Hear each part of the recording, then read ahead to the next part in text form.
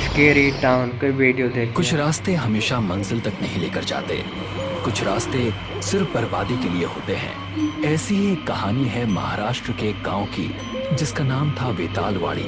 रवि नाम का एक आम आदमी एक दिन ऐसे ही अपने भाई नीरज के पास जाने के लिए वेतालवाड़ी के सुनसान रास्ते से गुजर रहा था। ये मैप मुझे कहाँ लेकर आ गया यार, पता नहीं कौन सी जगह। भाई रास्ते में जा रहा था और पता नहीं मैप उसे कौन सी जगह ले जा रहा है। देखिए ये रवि का भाई उसे कॉल करता है। रवि तुरंत फोन उठाता है।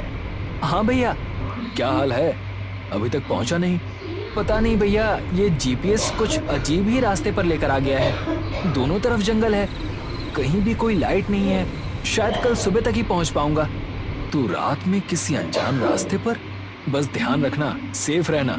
और भाई जीपीएस तो पता नहीं कहाँ से कहाँ ले जा रहा है, वो अनजान रास्ते पे हो गया। भाई बड़ा भाई बोल रहा कि अपना ध्यान रखना। Hello hello Ravi, Ravi hello. लो भाई, फोन भी नहीं आ रहा भाई। आ रही।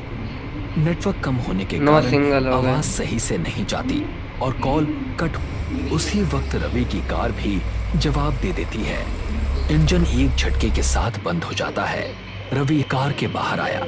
जब रवि कार से बाहर निकला तो उसे जंगल से एक आवाज सुनाई दी, जैसे बीच जंगल में कोई पूजा हो रही हो। रात के 2 बजे।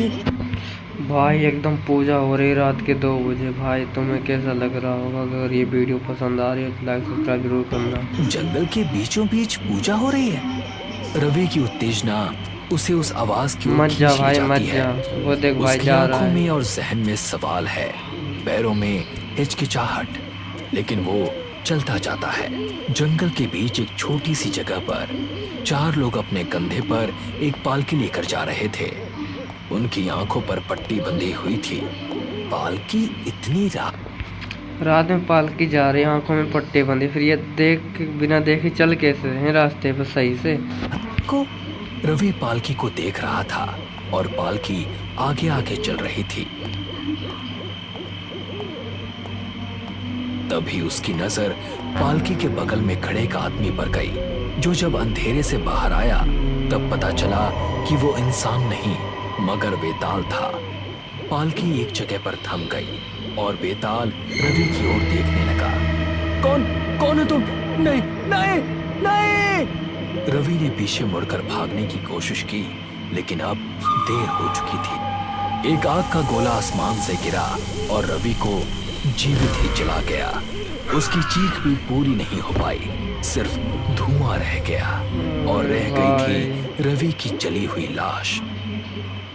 अगली सुबह एक तरफ रवि की लाश पड़ी हुई थी और वहीं दूसरी ओर एक छोटी सी कोठी में एक बूढ़ी माँ अपने पोते को ढूंढ रही थी। अरे भाई बूढ़ी माँ अपने पोते का इंतजार कर रही है। भाई उसे क्या पता, वहाँ बेताल उसे जला दिया जिंदा। ओ नाम्या, कहाँ गया रे तू? पता है ना तुझे, तू ही मेरा सब कुछ है। तुझे छोड़कर और कोई नहीं है मेरे पास। अरे दादी, मैं तो बस ऐसे ही घूमने गया था।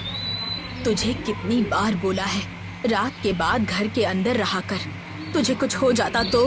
मेरे छोटे, तू ही तो बच्चा है मेरा।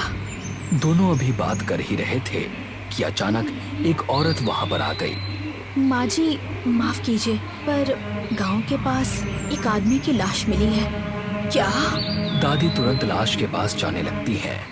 लाश के पास पहुंचकर वो लाश को देखकर कहती हैं, ये उसी का काम है। मैं लाश को देखकर बता सकती हूँ, ये उसी का काम है। किसका माँ जी? वेताल का। ये काम वेताल का है। भाई दादी माँ देख के बता सकती है ये काम बेताल का है। दादी रवि की जली हुई लाश के ऊपर सफेद कपड़ा डाल देती हैं और थोड़ी ही देर बाद वहां पर गाड़ी से उतरकर एक आदमी भाग चला आता है।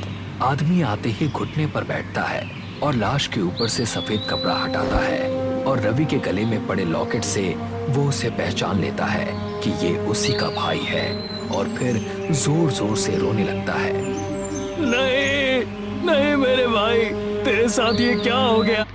भाई देखो, भाई का दुख नहीं समझा जा रहा। भाई रोने लगा। लोग समझ के देख रहे कि ये मेरा भाई है। भाई अब मैं माँ को क्या बताऊंगा?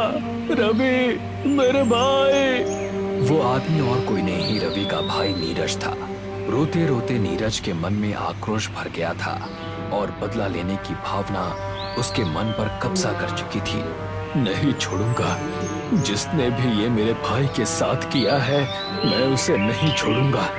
नीरज की ये बात सुनकर दादी कहती है, मुझे दुख है तुम्हारे भाई की मौत का, मगर तुम इसका बदला नहीं ले पाओगे।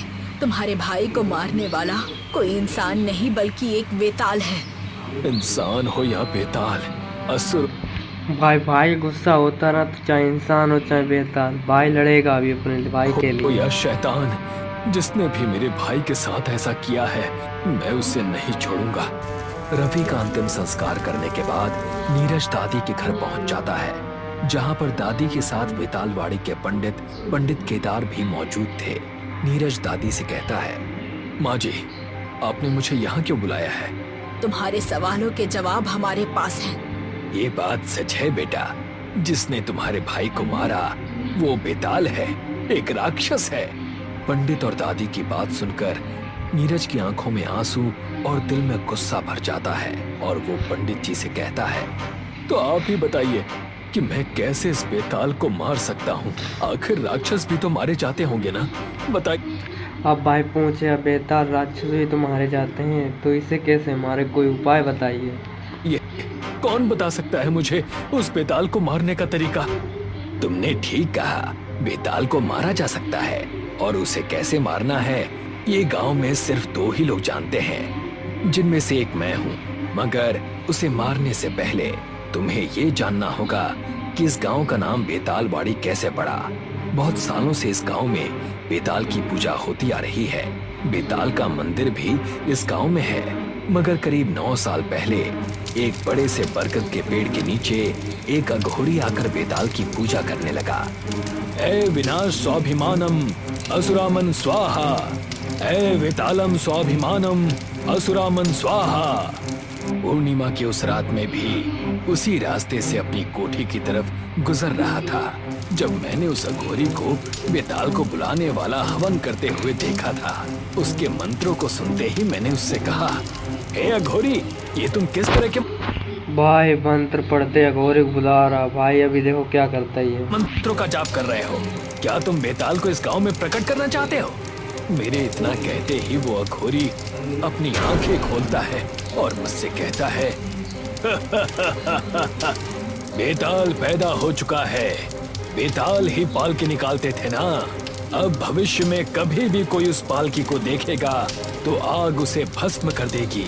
जिस बेताल की तुम पूजा करते थे, अब वही बेताल तुम्हारे लिए श्राप बन जाएगा। इससे पहले कि मैं और सवाल करता, वो अघोरी अपने बनाए हवन कुंड में कूद गया और उसी जगह पर आग ने उसे अपने लपेटे में ले लिया। मुझे आज तक पता नहीं चला कि आखिर उस अघोरी ने बेताल को यहाँ क्यों बुलाया। पंडित वहाँ अघोरी की कहानी सुना रहे थे और यहाँ आसमान काला पड़ चुका था। पंडित जी, मैं जा रहा हूँ उस बेताल को मौत के घाट उतारने। मगर नीरज कुछ कहे बिना वहाँ से चला जाता है और उसी जगह भाई गुस्से में जा रहा है। ये बेताल को मार पाएगा नहीं मार पाएगा, कमेंट करके जरूर बताइएगा। पहुंच जाता है जहां उसके भाई रवि की लाश मिली थी। जैसे ही वो वहां पहुंचता है, एक बार फिर पूजा करने की आवाज आती है और एक रोशनी भी वहां से आ रही होती है। नीरज भी उस आवाज को सुनकर उस तरफ जाने लगता है। नीरज को बेताल की पालकी दिखाई देती है। उसे वही 4 लोग अपने कंधे पर लेकर जा रहे थे जिनकी आंखों पर पट्टी थी। उन्हें देखकर नीरज कहता है, इन्होंने अपनी आंखों पर पट्टी क्यों बांधी? चारों पालकी को रोकते हैं और नीरज की ओर देखकर हंसने लगते हैं। उन चारों में से एक आदमी बगल के जंगल की तरफ हाथ से इशारा करता है। इससे पहले कि वहां से बेताल आए, पीछे से पंडित आ जाते हैं और काली पट्टी से नीरज की आंखों को बंद कर देते हैं। बेटा, मैंने कहा था ना, अगर बेताल को देख लिया तो मारे जाओगे। पंडित जी ने नीरज की आंखें तो बंद कर दी थी, लेकिन उनकी आंखें अभी भी खुली हुई थी। बेताल लो, वो नीरज की आंखें तो बंद कर, नीरज के भाई की, तो पंडित जी की तो आंख खुली रह गई। झाड़ियों में से बाहर निकलता है।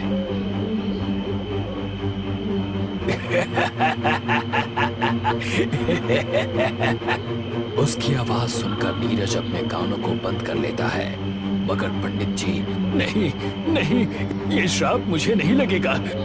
ये आग का एक बड़ा सा गोला जंगल की तरफ से आता है और पंडित जी को जलाकर राख कर देता है। आसमान साफ हो जाता है और नीरज पंडित जी की जली हुई लाश को देखता है और कहता है, पंडित जी, आप मेरी वजह से मारे गए। दादी भी अपने पोते को ढूंढते ढूंढते वहां पहुंच जाती है और पंडित जी की लाश को देखती है। और उसी वक्त दादी का पोता नलकान भी आता है, उसी जंगल से जहां से बेताल आया करता था। तुम वहां से कैसे आए? दादी, मैंने वहाँ पर 4 लोगों को देखा। नीरज पंडित जी की लाश को देखकर कहता है, सिर्फ 2 लोगों को पता है कि बेताल को कैसे मारा जा सकता है। एक तो आप थे, तो दूसरा कौन है जिसे पता है कि बेताल को कैसे मारा जा सकता है? दादी नीरज की ओर देखती हैं और कहती हैं, वो दूसरी इंसान मैं हूँ। लो भाई, टू भी कंटिन्यू, पार्ट 2 देखने के लिए बने